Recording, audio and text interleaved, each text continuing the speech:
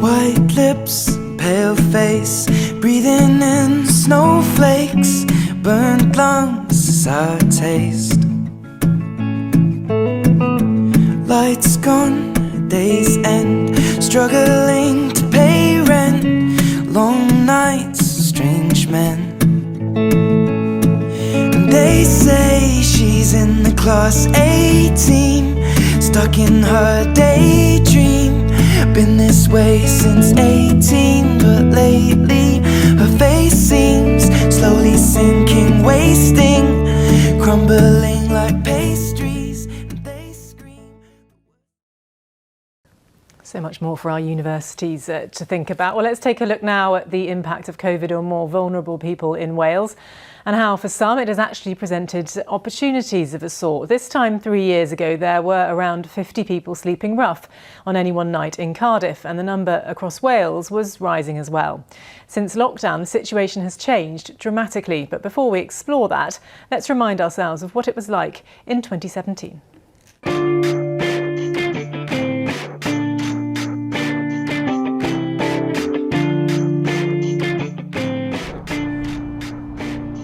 Three years ago, we shared the stories of a number of people who had experienced being homeless and struggled sleeping in hostels, tents and on the streets.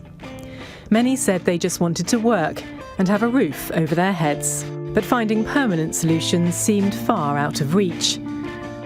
Fast forward to 2020, and the streets of the Welsh capital are almost empty. Homeless people have been housed in emergency accommodation, including hotels during lockdown.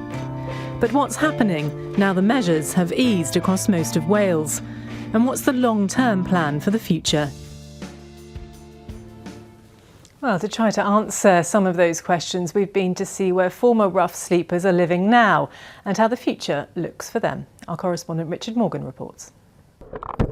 I got beaten up in my sleep 3 times by a certain person, one person. The contrast between Emma's existence on the streets and her life now is striking. She has 3 meals a day and a place to call her own. It's just you got your own little, you can come in, lock your door, you know you're safe, Brilliant, you got your guards by there, yeah. For the last 2 months, Emma's been living at Mission Court in Newport, a secure compound with 15 self-contained living units. As well as a roof over their heads, each resident is assigned a support worker to help with needs like benefits and medical appointments. I've got on my methadone script. I got a key worker, I got my key worker Tracy, I got my key worker Lisa, good as gold, from the Wallace Clifford. They're great, brilliant. Emma is one of over 100 rough sleepers who've been rehomed since the pandemic. Newport Council says it's now funding more self-contained accommodation and claims the Mission Court model works. What we've seen from this is that people are more able to sustain just living in that temporary accommodation for longer periods of time, and more people are able then to move on to permanent accommodation, which is something that we really want. In Cardiff, this hostel is now a home to the city's rough sleepers. More than 100 homeless people were moved here in March. Some have done so well that they're on the brink of moving into permanent accommodation. I'm going to miss all my friends, and I'm going to miss all the staff that's been looking after me since I've been here. Because I'm moving soon, so I'm going to be missing all my friends and plus the staff. But despite the positives, Sally and other residents say they're concerned about the extent of drug use in the hostel. There have been 2 deaths here since homeless people moved in. Cardiff Council say 56 people are receiving substance misuse treatment. Despite the problems, this councillor claims there's a sea change in how homeless people are being treated. What we're looking at is reconfiguring many of the hostels, taking on new hostels, so that we're actually providing self-contained units and services on site. We will be able to actually allocate individuals to hostels where they get the right support and which fits their needs, because Previously, we've just been housing people in the next available accommodation, and clearly that hasn't worked. Both Cardiff and Newport councils say they'll need more money to keep these schemes going, but with the economic picture looking gloomy, that could be a challenge. During the pandemic, the authorities have largely succeeded in getting homeless people off the streets, and it seems the political will is there to keep it that way. But with a recession looming, the pressure on services like this looks likely only to increase. Richard Morgan, ITV News. To discuss the wider issues raised by Emma and Sally's experiences, I spoke earlier with Katie Dalton from Cymorth Cymru, the umbrella body for those who support homeless people in Wales, and I began by asking her if she agreed that the temporary accommodation seems to have solved the most immediate problems. It's really important to pay tribute to the extraordinary efforts by local authorities and support providers across Wales. The numbers of people who've been kept safe by being brought inside and given the support that they need is absolutely fantastic, and it's really important now that we make that count to make sure that we move towards people moving into permanent accommodation where they can settle down and live their lives to their fullest. And that's the big question, isn't it? Is what happens next? How quickly can people be moved into permanent accommodation and also have their support needs addressed? What is the solution to that? We believe that taking on board the Homelessness Action Group's report and recommendations is really important, that Wales should be setting out a vision towards moving towards rapid rehousing over the next 3 years.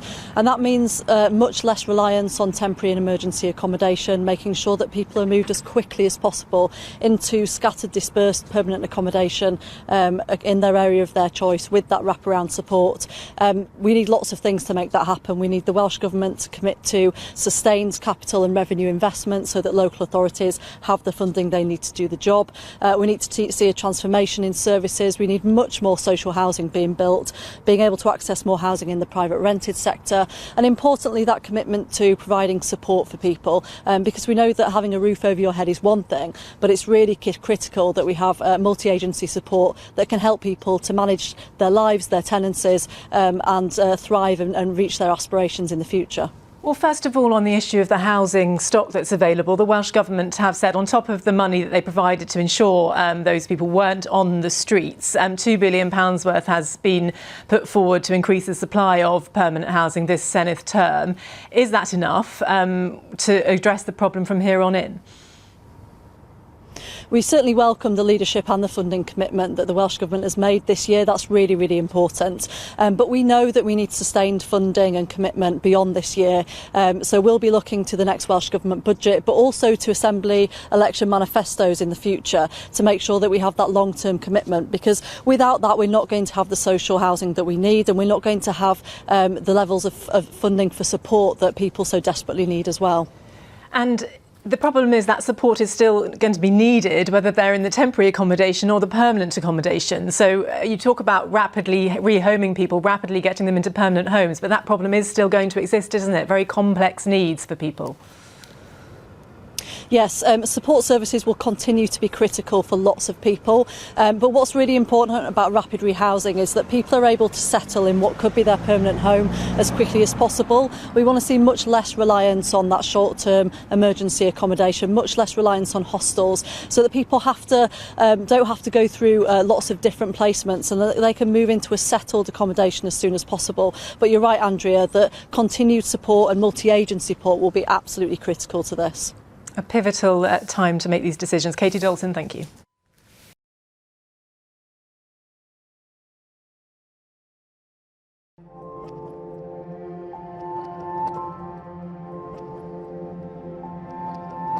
I'd waited about 8 weeks to get an interview, and then I did. And then I waited about 2 hours in the sort of housing centre for the interview, which has just built up more and more anxiety. And then she asked me sort of about things like my mental health, felt quite triggering in terms of, ending your life and really, why would you want to do that? And it felt more of an interrogation than an interview, if I'm honest. Like, it was very much like, how did you fail, kind of. She undermined all of my medical notes. She made it seem like it was all trivial. None of it really mattered in the grand scheme of things. In a couple of years I could just save up and I'll be all right. I just panicked. I just thought, I couldn't think. I couldn't see straight, I couldn't think straight. I was just really depressed. I'd sort of planned the suicide, and it's sad now when I look around and, you know, I have the support that I needed then, and I have this place. That's hard, kind of, to see that I might not have got here. The very best thing is it's secure. This place is my rehab. This place is like my little recovery nest.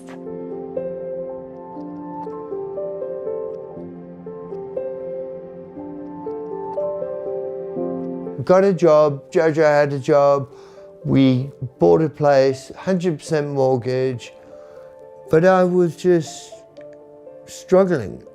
I didn't know what it was.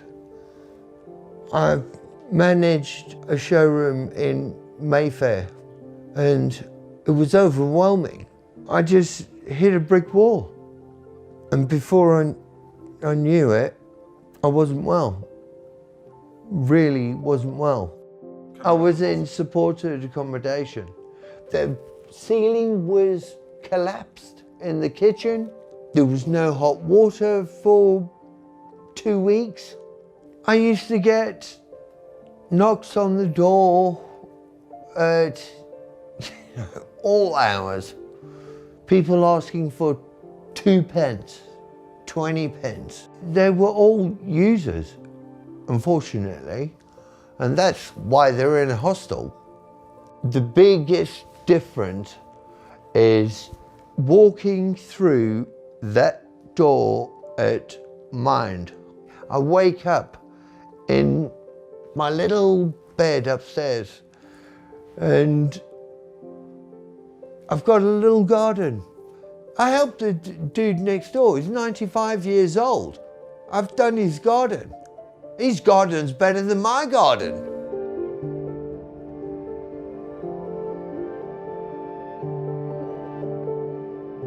They just literally knocked on the door at 7 in the morning, and I wasn't well. I mean, for me in the morning, because I take medication, it's really horrible.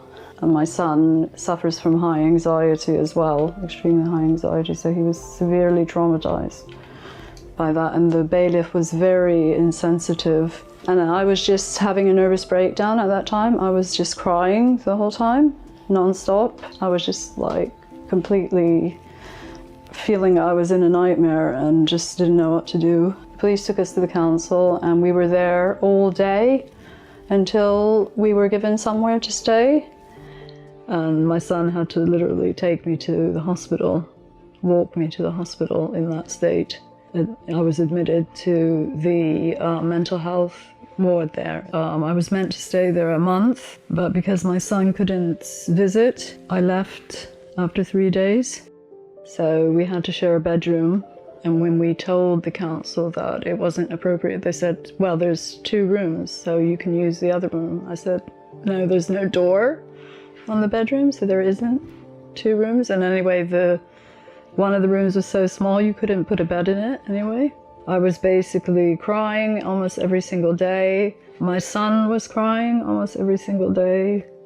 We were already suffering from mental health issues, and the court and the council knew about my son as well, about his mental health, and they completely ignored it. I mean, if you didn't have mental health problems, you definitely would start having mental health problems from that situation.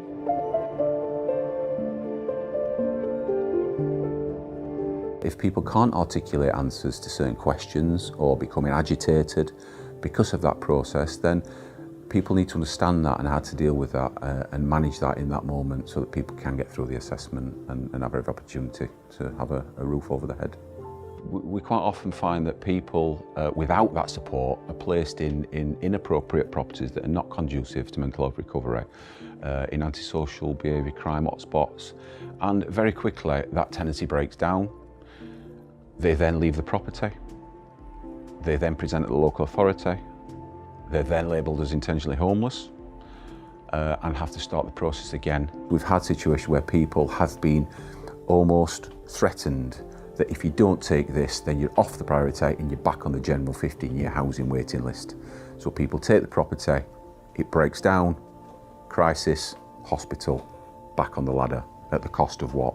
In general, we all deserve the opportunity and the right, really, to live in safe, comfortable environment and a place you can call home.